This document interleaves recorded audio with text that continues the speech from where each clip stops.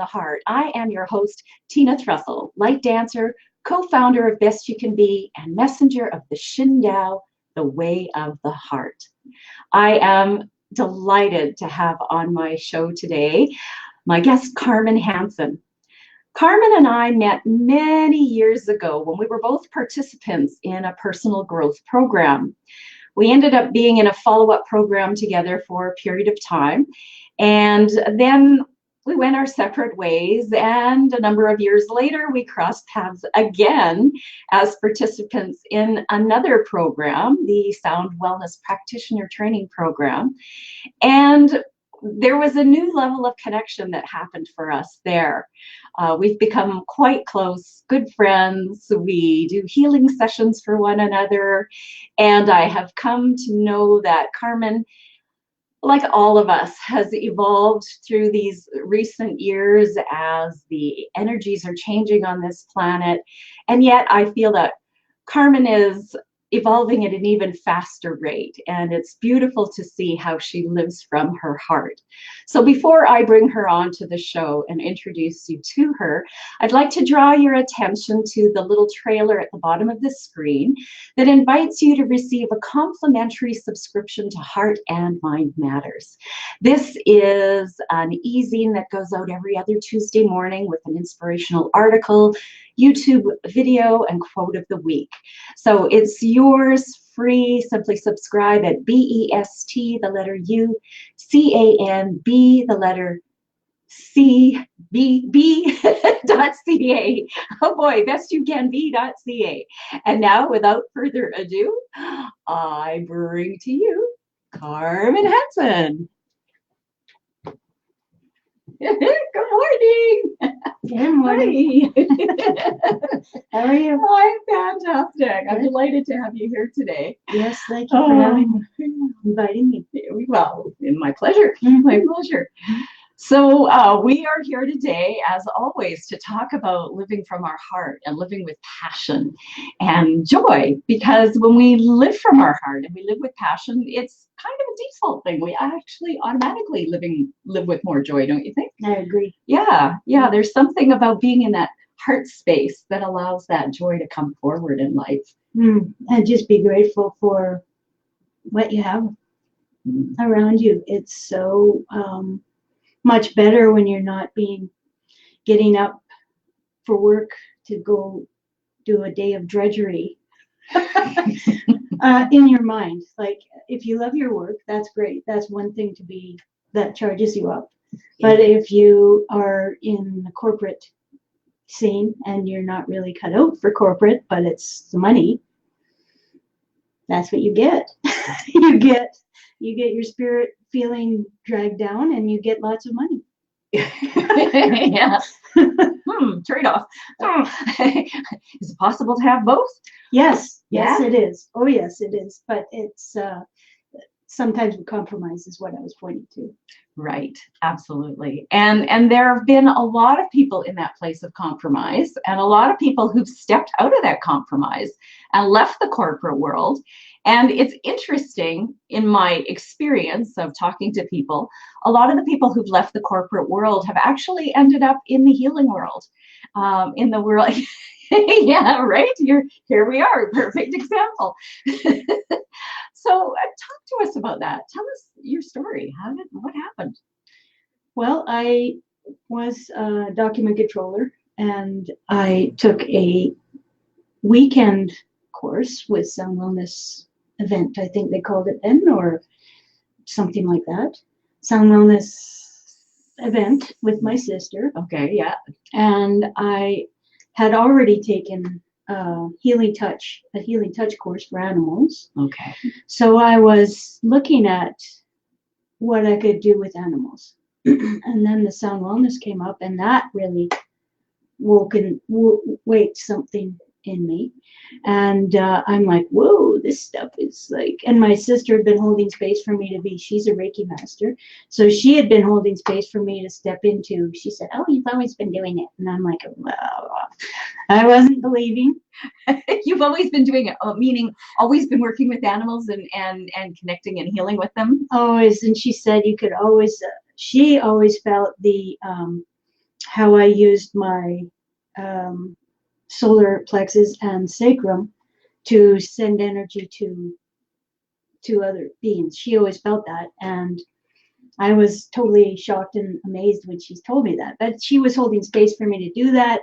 I got laid off after a short time after that, and said, well, why not do something that really drives my vibe, kind of makes me feel like, instead of, oh, I'm off to work. Oh. And so I did. I worked away at honing my craft, taking other courses. So I've taken a few different here and there, put them in my toolbox. Now I offer for animals, I offer expanded healing touch for animals thing, and for people I offer a expanded sound wellness for people sort of treatment with Reiki, healing touch, bars. There's a few different things thrown in there that that I've taken little bits of and gone, oh, this really vibes me, and or this really pulls on a heartstring and makes me feel good, and I can offer this to someone else to have them feel good. So I've been lately working with a lot of animals that are crossing over, people that have crossed over, and that's been very interesting too.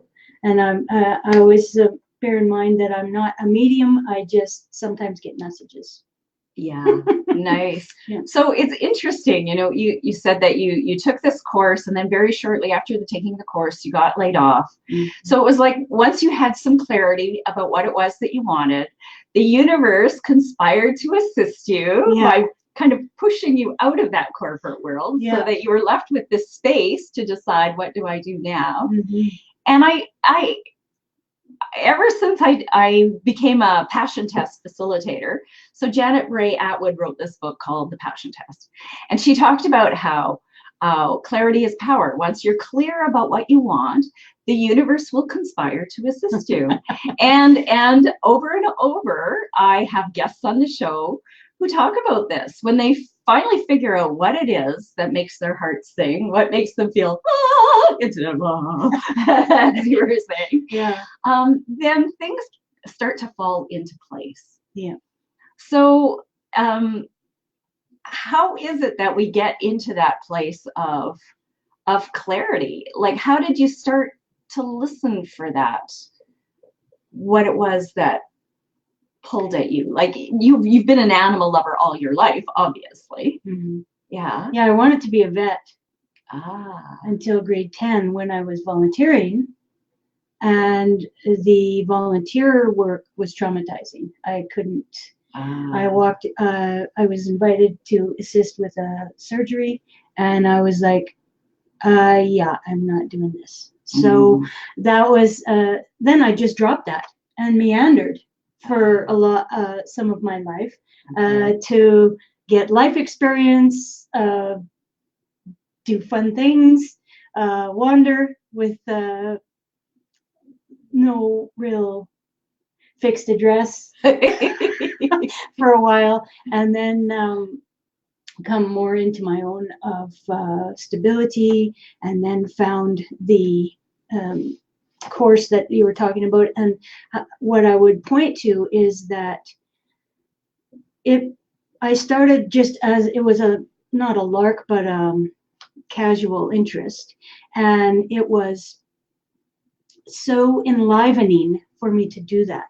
I was like, oh my gosh, I know exactly. Like, the facilitator of the Healing Touch for Animals course was scolding me the whole time because I was running ahead like a kid. Oh, I know this, and then running, oh, be careful, you haven't done this, da-da-da. But I knew it already. So it was like, okay. And once I felt that like vibe in my heart, that was really, and I did my first animal client for real and got paid, I'm like, whoa, that was so great. And the animal gave me messages and I'm like, oh my gosh, this is awesome. I didn't even know that that was a side effect or could be possible that they would give you messages. I knew that I could give them messages about behaviors and stuff, but I didn't know that they gave me messages. So then when I found that out, it was like, wow, I can really be a service to the animal and the people, and this really makes my heart feel good. And after that, I was like, okay, well, if I can do this for people, I could do this for their animals. I think this would be something that I would really thrive. And being a little bit less business savvy, it's been challenging to run a business viably. And so it's been, let's see, well, I put my website up in 2015, but before that I've been working for about 5 years doing it.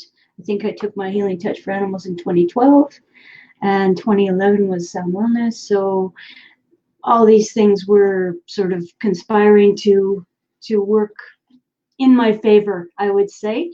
And now I'm just like, I have some tools, a massage table, drums, tuning forks, some song pods, other things that are just like, yeah, this is good.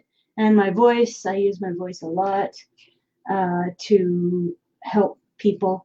I do magnetic emotional clearings for people because sometimes we get stuff from our ancestors that's not even ours. So that's been very interesting. I love the way your face lights up when you talk about this. You know, that's a sign. That's a sign that someone's living from their heart when their face lights up when they talk about what they're doing.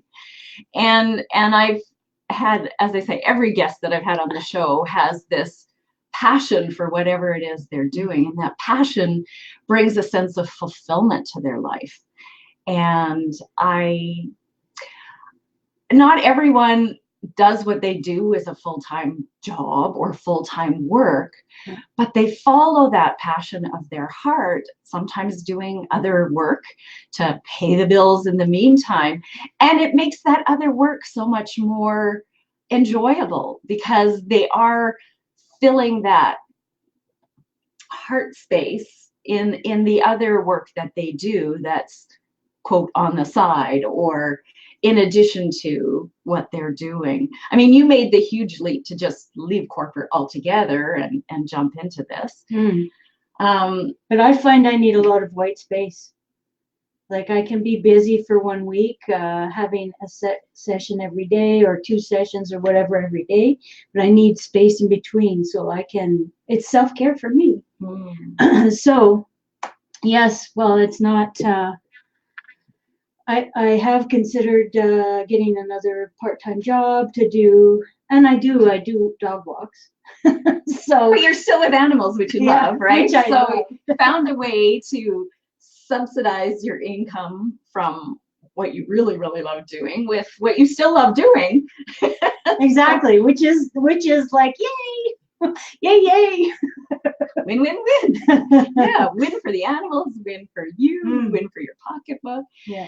So I'm loving having this conversation because many of my guests are people who are doing their passion full time and are incredibly successful. Some of them, though, are just starting to follow their passion, and some are finding that joy and fulfillment and saying, you know what, this is more important than having a huge bank account, and getting that living by what really matters to your heart is what's really more important.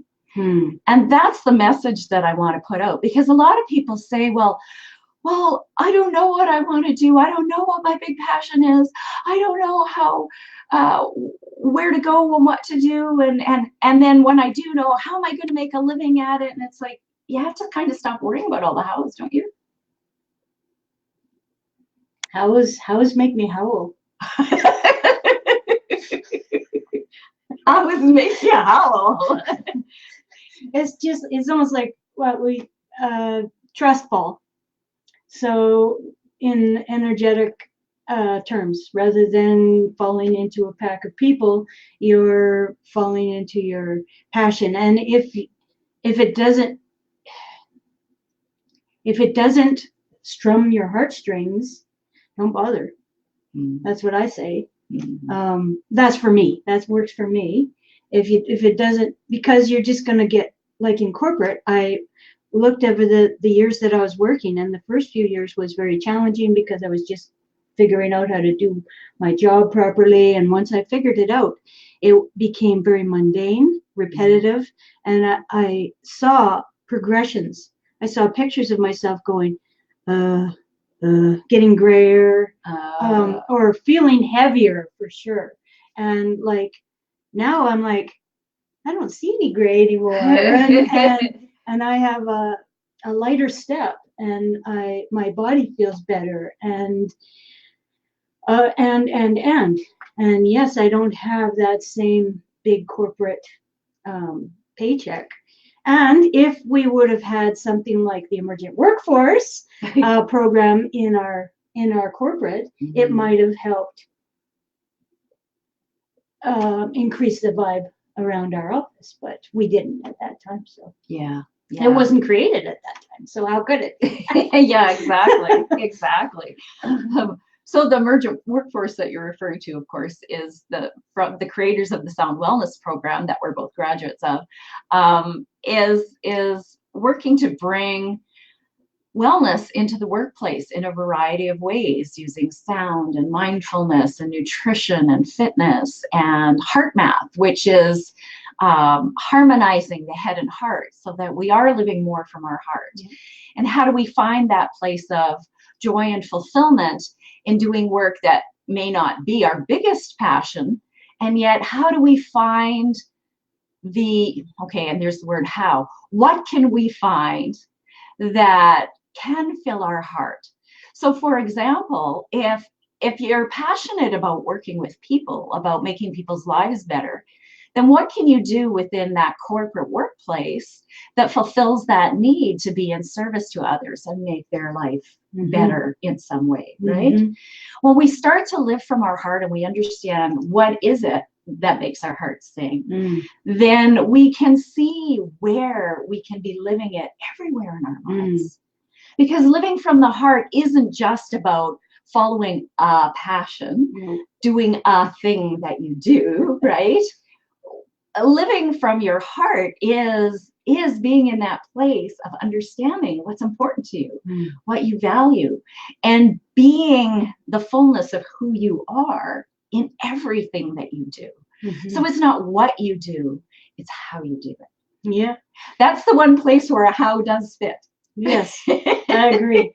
And just rewinding a touch, I started touching on it because I wanted to be on the safety committee, the health committee, all the things that were more people oriented, even in the left brain things. So pointing to that, I appreciate you even reminding me of that little bit, because that shows that I was wanting to go that way, even without really consciously thinking about it. I just volunteered for the safety committee. I volunteered for the just care committee. I volunteered for certain things that really were lifting the people up. So you can't help yourself by following your heart, right? It shows up in little ways. And sometimes we're just so caught up. I think we can get so caught up in I have to find the thing that we miss the little signs, right? The little threads that are there throughout our life that point to what it is that makes our hearts sing. Yeah. Yeah. And being still is so critical. We're surrounded by traffic noise and airplanes and computers and our phones ringing and all this actual noise. do we ever get still? And sometimes that's the thing. We don't want to get still because we don't want to look there. Yeah. And we don't want to listen because it seems hard and it seems anti-productive. And it seems I've had to do a lot of, okay, Carmen, this is not a good attitude kind of stuff. Looking in the mirror and going, I need to change this. I am not happy with being a miserable person that doesn't want to connect with someone. I'm not happy being a hermit or whatever, like keeping myself away, because that was how I dealt with energy input from other people. Now I'm more aware of how it affects me, and I take steps to clear that off after a big crowd, or do some of my meditations help with that too. So just getting into me, walking in nature, which is not as my favorite thing in the winter. I love snowshoeing, but walking, nah. So I have to find a place to do my snowshoeing, and so that's my nature thing in the winter, except if I get to go on a trip, which, yes, I'm creating that too. Manifesting some time someplace south of the border. Yes. That's warm. Yes. Here in Canada, winter is cold. There's no doubt about it. And if we can find ways to enjoy that cold, and like your snowshoeing, it makes the winter so much more enjoyable because it's a good chunk of our year. Yeah. It Yeah. is. Yeah. So living from your heart. I have my definition for what that means. How would you define living from your heart? Living from my heart is thriving, feeling grateful every day when I wake up to start my day and start a session with my next dog, cat, person, llama, horse. I'm really interested in connecting, and the equine community is guarded. Of course, they have very big investment in their animals, and they don't trust everybody. So I'm I've been still keeping my eyes open, ears open on opportunities to work with our local equine community. I have a equine connection in Louisiana, no, Texas, no, Alabama, maybe Alabama. And so we speak from time to time, and I'm looking forward to going seeing her. I have lots of connection in Oregon, California. A lot of my new clients are coming from that region, which really surprised me actually, because I really love doing in-person stuff, but online works really well too, obviously, because word of mouth is spreading. So So you said living from your heart is thriving. Just thriving and living with gratitude. Just feeling I don't know, like I just feel full inside. Does that, I don't know. Living from your heart, yes, feeling full, and that fullness shows up by, like, how does it show up? What creates that feeling of fullness for you? I mean, doing the work that you do, working with animals, but you said yourself you need the white space, so you're not doing that every day. So what's the in-between places? What fills your heart? Gratefulness, happiness to help. It's so or gratifying. It's so gratifying to go, oh, there's a success story. Oh goodness, that family received an entire family healing because of one connection, and or their dog was in the hospital ER, and the whole family took on a session from me. So that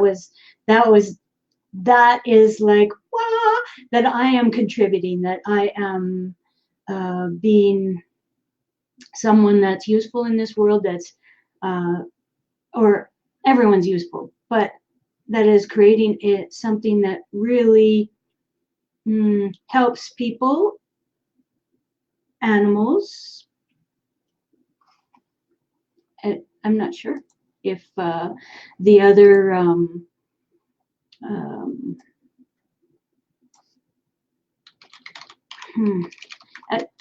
like, I don't know. I'm just so happy that for the most part, there's, you have times, and this last year and a half have been very challenging for energetic people or energetic awareness. Like, everyone is going through the same thing, but us that are aware of it carry a little more of the weight of that. And it's been shifty. It's been sometimes, some days, and I know you're aware of this too, some Absolutely. days are like, holy smokes, hang on to something. Oh man, this is moving too. So it's and I really feel like the whole consciousness of entire humanity is shifting. Yes. Even, and then we all go, oh, but look at all this other yucky stuff that's happening. Is this shift good? Well, it's a good shift. It's the people that are, or the conscious, the people that don't want change, that they're afraid of change, that are holding on for dear life to their old way, and maybe even taking steps to stop someone. So by, violence or stuff like that is their way of holding on to their old way. So what I hear you saying is that conscious awareness is also a contributor to living from your heart. You have to be consciously aware of what's going on, what you're thinking, what you're experiencing, what the energies are like. Be aware of whether or not you're tapping into other energies or your own, and all of that. So it's a marriage of head and heart, right? Living from the heart really is a marriage of head and heart. The head helps to bring us into conscious awareness, and the heart is what guides us from a place of, I'll say, from the higher power, right? From that higher place, from that energy, whatever you call it. I refer to it as Soa, source of all. Some people call it God, spirit, great source, universe, whatever. There is an energy that is bigger than each of us as individuals. That energy is all pervasive. It exists everywhere, and it is within all of us, and it is around us, and we tap into that. And when we are tapped into that contributes to that feeling of living from our heart, I believe. Yeah. And we're when we're putting that type of energy into life itself, because we are all connected without touching, we are all connected. Like, if I get angry in traffic here in Calgary, somebody in Japan might crash. That's an extreme circumstance, but that, because the ripple effect goes out that way. It's not just us. That's why when we build a higher fence around our property, I feel sad, because we're closing out. We are trying to protect ourselves, but we're closing out our community. It takes a village. It used to be a saying. Now everybody's so worried to have their children in anybody's hands, and there's some good reasons for that, because we have had experience of people messing with our vulnerable people. So then but if we live in fear, that just brings in more of that same. We attract the energy that we're putting out, right? If we're fearful, we're going to attract more to be fearful for. And so we want to live from our heart and live from a place of love and trust and faith, because, as you said, the energies on the planet are shifting. People are evolving. Consciousness is raising. And if you don't believe that, just think about how in the 70s, being a psychic was a ridiculous woo-woo out there thing, and now it's more and more acceptable. The things that were unthinkable and unspeakable, that were totally out there, are totally accepted as, well, of course, everybody knows that everything is energy, that science has proved that, right? So we've come a long way. We've got a ways to go yet, for sure. And I know that when we all live from our heart, we're going to get there that much faster. Mm. And I can't believe we're already over our 30 minutes. Yikes! So it's time to bring this to a close. I've put a Carmen's website on the screen, chakramize.com. So if you feel called to work with this beautiful woman who is full of passion for being in service to people, using a variety of modalities and ways, whether it's for your animal, you, for your whole family working together, by all means, check out her website. And if you could leave one final message for viewers out there, what message would you want to leave them? Throwing you on the spot. Gratefulness has changed my life. Being grateful, just thinking when I was down, just thinking of one thing in the morning that I was grateful for. Oh, thank you for waking up this early. It grows and it spreads, and it has changed my life to be to the point of really thriving within my power and source. So nice closing message. Be grateful. There's plenty of research out there that proves that gratitude does shift our state of being. So being grateful will bring you into the place of living from your heart. So until next week, when I'll be back with another guest. Who's on next week? I believe it's Alana. So same time, same station, Shin, the way of the heart at 9 a.m. Mountain. Until then, create a love-filled, heart-based week for yourself. Ciao for now, and thank you, Carmen. thank you.